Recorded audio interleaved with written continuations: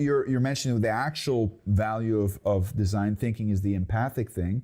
It just means you need to be more empathic. I can give you a real life example that I picked up recently from the internet.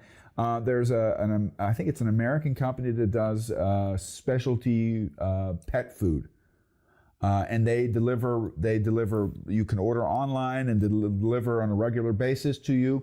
And they often have the experience is that often the pet might die and then they're still delivering and they're still being invoiced. And this adds an additional pain to the experience of already losing a family member, right? And what they do is they've identified this as a problem and they make it incredibly easy. All you have to do is if you call or send an email, they react immediately. They reimburse you fully for the food. They tell you don't send us the food back for hygiene reasons. They're not allowed to have it sent back. Donate it to other people that you might know have pets or take it to a pet shelter. So it's for free. They don't charge them for what they send them.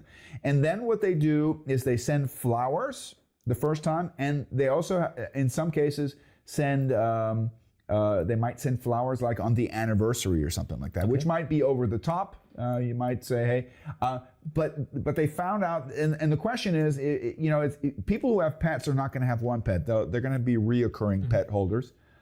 Just imagine what this does emotionally to your users that have this experience. Are they ever going to buy their food from anybody else? No, because they and this is the key behind design thinking is there a human being behind the process? Yes. When I go to the bank, am I talking to an artificial intelligence, which is not sexy, or am I actually talking to a human being? Yes. Right? Is there somebody who cares behind the system? And I think that's a great question. Yeah, and that's a great example you just brought, because no one would have requested flowers at the first anniversary. Yeah.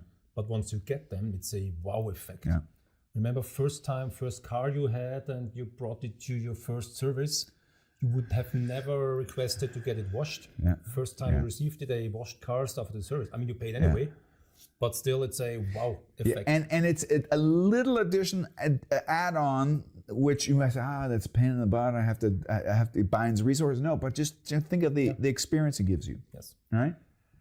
I think it's the same approach with these emotional difficult factors as well. Yeah, it's about building up in their Trauer, in their sorrow. Yeah, in the sorrow. Yeah. Like, how can I support? How can I be part? How can I be part of this relationship? How can I acknowledge and be respectful and without being too pushy or too pushy?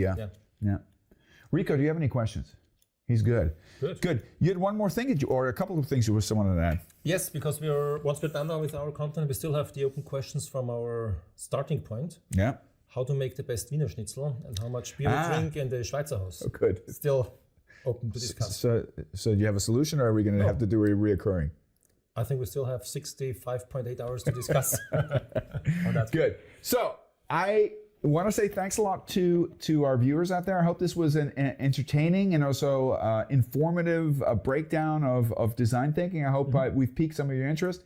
Like I said, we'll put the link to Xandi in below if you want to reach out to him and ask questions.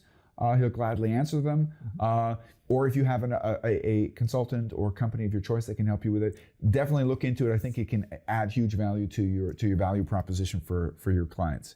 Thanks a lot for participating. Xandi is like I said, a long-time friend of mine and colleague. You'll be seeing him more often. We've decided that it's good to have a second host that can kind of shake up things and maybe loosen me up every once in a while when I get too serious. So welcome aboard. Thank you very much. And thank you for your time. Pleasure. Thank you, Mark. Ciao. Ciao.